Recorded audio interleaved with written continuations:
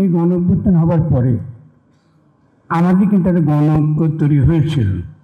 এই গণঐক্যটা তৈরি হয়েছিল রক্ত দিয়ে, শহীদ হয়ে, পঙ্গু হয়ে থেকে। এই গণঐক্যকে নস্যাৎ করার জন্য আমরা জাতীয় ঐক্যের কথা বলা শুরু করেছি।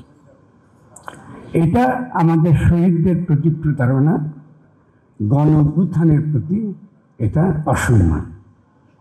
কিছু কিছু শব্দ ব্যবহার শুরু হয়েছে গণঅভ্যুত্থানের পরপরই। সেটা হচ্ছে যে এই সরকার নির্বাচিত সরকার নয়।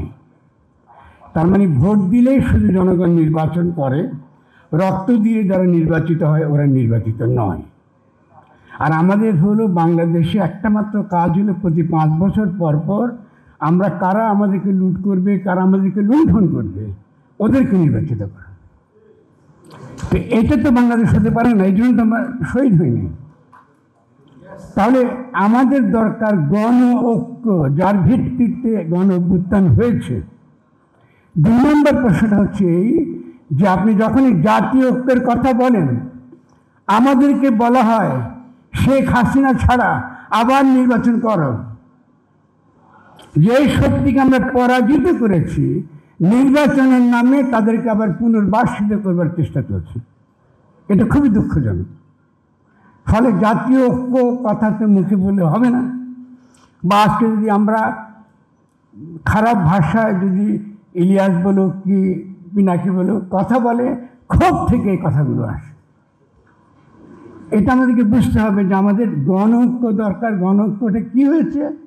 5 তারিখে একটা গাঠনিক মুহূর্ত পড়ে, যারা রাজনীতি পড়েন বা রাজনীতি সম্পর্কে জানেন, ইতিহাস বলছেন, সে যে কোনো বিপ্লবের ইতিহাস আপনি দেখবেন, এই সময়টাকে বলে গাঠনিক মুহূর্ত, কনস্টিটিউটিং মুভমেন্ট। এই গাঠনিক মুহূর্তের পরে একটা রাষ্ট্র গঠনের কাজ শুরু হয়, নির্বাচনের কাজ শুরু হয় না। নতুন রাষ্ট্র গঠনের কাজ শুরু হয়, সরকার নির্বাচন আসে পরে। আগে রাষ্ট্র বানান, তারপরে সরকার করেন। কিন্তু আমাদের কি বলা হলো, না না না না 3 মাসের মধ্যে নির্বাচন দেন, এরপরে 6 মাসের মধ্যে নির্বাচন দেন। এখন এদের গেছে যে ডিসেম্বরে আপনার নির্বাচন হবে। নির্বাচনের বিরুদ্ধে না আমরা, কিন্তু রাষ্ট্রটা, যে রাষ্ট্রটা বানাবার জন্য, নতুন যে বাংলাদেশ গঠন করার জন্য এতগুলো মানুষ জীবন দিল, এদেরকে এমনি শহীদ হয়ে গেলাম আমরা। আমরা কিছুই পেলাম না। এই যে বিভিন্ন রকম সংস্কারের মেলাগুলো কমিটি বানিয়েছিল ডক্টর ইউনূস সাহেব, আমি সেই কমিটিগুলো যেসব দলিল দিয়েছে এগুলো জনগণের কোনো কাজে লাগে না। তো এটা করার জন্য আমরা এত বড় ঘটনা ভিতর দিয়ে গেছি। তো আমি বিনয়ের সঙ্গে যে কথাটা বলবো সেটা হলো একটু আমরা ঠান্ডা মাথায় ভাবি, আমাদের গণ ঐক্য দরকার, আমাদের নতুন একটা গঠনতন্ত্র মানে একটা কনস্টিটিউশন দরকার। এবং যে কেন দরকার, কারণ 72-এ আমরা সংবিধান প্রণয়ন করতে পারি নাই। এই সংবিধান যারা লিখছে এরা পাকিস্তানের দ্বারা নির্বাচিত, ওইখানকার সংবিধান নির্বাচন করার জন্য তারা নির্বাচিত। ওই সংবিধান 50 বছর ধরে বাংলাদেশের জনগণের উপর চাপিয়ে রাখা হয়েছে।